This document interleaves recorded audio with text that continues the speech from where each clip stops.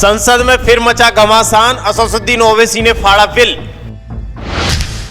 वक्फ bill को विपक्ष ने लोकसभा में बताया मुस्लिम विरोधी बिल। लोकसभा में बिल पास होने पर विपक्ष को लगा सदमा, बिल पर घमासान।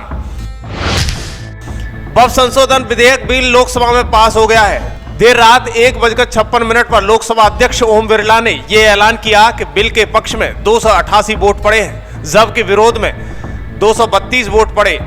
अब इसे राज्यसभा में भेजा जाएगा, लेकिन इससे पहले संसद में घमासान मचा रहा। AIMIM के प्रमुख असदुद्दीन ओवैसी ने नागरिकता संशोधन विधेयक कैब की कॉपी फाड़ दी। पूरे देश में इस हरकत पर बवाल मच गया।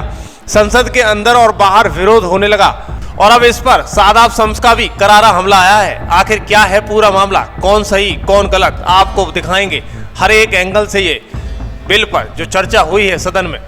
दरअसल लोकसभा में नागरिकता संशोधन विधेयक पर चर्चा हो रही थी, तभी अचानक AIMIM सांसद असदुद्दीन ओवैसी खड़े होते हैं और बहस के बीच में ही उन्होंने बिल की कॉपी फाड़ दी। ओवैसी का कहना था कि ये बिल संशोधन के खिलाफ है और इससे देश की धर्मनिरपेक्षता पर खतरा मंडरा रहा है। ओवैसी की इस हरकत पर संसद में भारी हंगामा हुआ, जमकर विरोध दिखाई दिया। कई नेताओं ने इसे संसदीय मर्यादा के खिलाफ बताया और स्पीकर से कार्रवाई की मांग कर दी। लेकिन देखिए सदन में ओवैसी बिल के विरोध में कुछ इस तरीके से बिफरे हुए नजर आए। एक हिंदू, अब उसके फर्ज के 2 बच्चे हैं, वो एक को अपनी पूरी दौलत दे सकता है, कोई रोक टोक नहीं। वो कहेगा नहीं मैं घर के बच्चों को नहीं दूंगा, मोहल्ले के गरीब को दे दूंगा, वो भी कोई रोक टोक नहीं है। वहां पर आपको बच्चों की फिक्र नहीं है। जब मैं अपनी प्रॉपर्टी को अल्लाह को मालिक बनाकर दे रहा हूं, आप कह रहे बच्चों की फिक्र नहीं है। इतनी मोहब्बत आप बिल्किस बानो से दिखा देते तो आपके लिए दुआएं देती आपके लिए।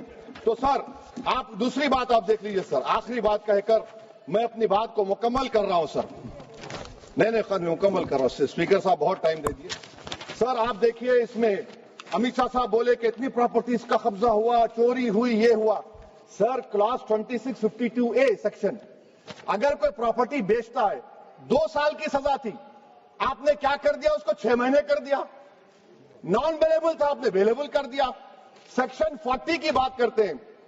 सेक्शन 40 में सर हमको जो ज्वाइंट वर्किंग कमेटी के जो नोट्स दिए, उसमें मिनिस्ट्री ऑफ माइनॉरिटी अफेयर्स ने कहा कि 30 साल में 515 केसेस सेक्शन 40 के और सिर्फ 8 लोग कोर्ट को गए। वक्फ यूजर का कानून तेलंगाना आंध्रा में है, सेक्शन 40 का कानून तमिलनाडु 63 है, आंध्र प्रदेश में 43 है।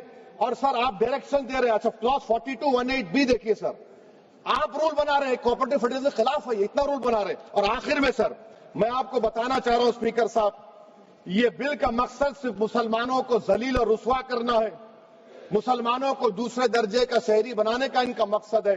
सर अगर आप हिस्ट्री को पढ़ेंगे तो महात्मा गांधी उस वक्त के व्हाइट अफ्रीका में सफेद फार्म अफ्रीका के कानून को महात्मा गांधी ने कहा था कि ये मेरा कॉन्शियंस इसको मानता नहीं है, मैं इस कानून को कबूल नहीं करता हूं।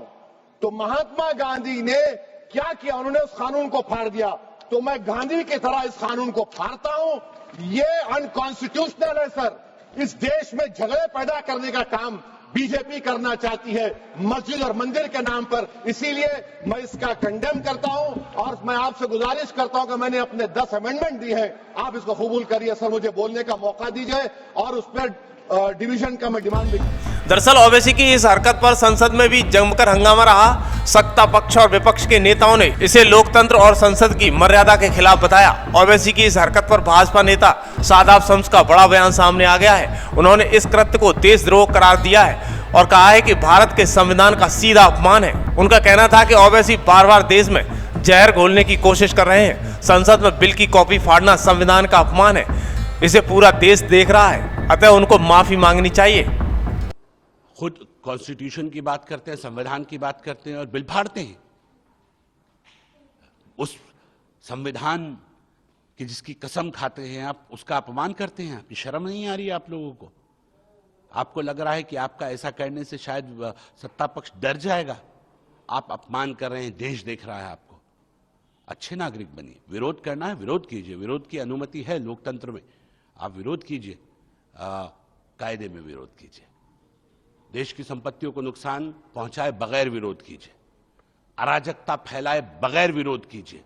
न्यायालय जाना है, न्यायालय जाके विरोध कीजिए। लेकिन अगर देश को जलाने की बात करेंगे, देश की संपत्तियों को जलाने की बात करेंगे, आप अराजकता फैलाने की बात करेंगे, तो ध्यान रखिएगा, गरीब मुसलमानों को मिसयूज करके या मिसलीड करके अगर आप ऐसा कुछ करेंगे तो ये अच्छा नहीं होगा।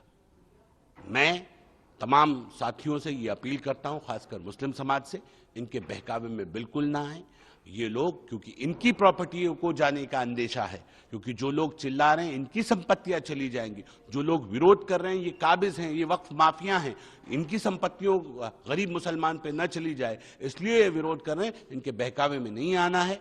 और ये मेरा अनुरोध भी है कि गरीब मुसलमानों के कंधों पर बंदूक रखकर चलाने का काम ना करें। ओवैसी और विपक्षी दल, आपको सत्ता तक पहुंचना है तो आपके पास और रास्ते हैं, और लोग हैं ना, अपनी पॉलिटिकल पार्टियों के माध्यम से जाइए, अपने संगठन के माध्यम से जाइए, गरीब मुसलमान का इस्तेमाल ना करें। अगर आप ऐसा करेंगे और आपके कार्यकर्ता अगर देश को जलाने की नापाक कोशिश करेंगे, ये साजिशें करेंगे, अराजकता फैलाएंगे, तो ध्यान रखिएगा सख्ती से निपटा जाएगा। इसके लिए बिल्कुल भी लापरवाही बर्दाश्त नहीं की जाएगी। और मुझे इतना मालूम है कि देश का मुसलमान अब जागरूक हो गया है, वो इनके बहकावे में आने वाला नहीं है और इनकी बातों को लेके वो गलत स्टेप नहीं उठाएगा। सपा के सांसद कह रहे हैं हम रोड पे उतरेंगे, हम हंगामा करेंगे। लोकतंत्र में विरोध करने का अधिकार है, लेकिन विरोध कायदे में रहे। कायदे में रहोगे तो फायदे में रहोगे, और कायदे में नहीं रहोगे तो बहुत बड़े खसारे में आ जाओगे, बड़ा नुकसान हो जाएगा, तशरीफ लाल होने की संभावना भी पूरी है। इस पूरे हंगामे के बाद अब सवाल उठता है कि क्या लोकसभा स्पीकर ओवैसी के खिलाफ कोई कार्रवाई करेंगे, क्या इस पर कोई विशेष समिति बनेगी, और क्या इस बिल को लेकर देश में और भी विरोध देखने को मिलेगा। अशरफुद्दीन ओवैसी का ये कृत्य निंदनीय है। इससे देश में गलत संदेश जाता है और समाज में विभाजन की भावना बढ़ती है। तो क्या संसद की गरिमा को ठेस पहुंचाने पर ओवैसी के खिलाफ कोई एक्शन होगा? क्या इससे सियासी ड्रामा और बढ़ेगा? आपकी क्या राय है, हमें जरूर बताइएगा, क्योंकि जिस तरीके से अभी बफ पर संग्राम छिड़ा है, उसके बाद भी जो बफ की विधि है वो लोकसभा में पास हो चुकी है।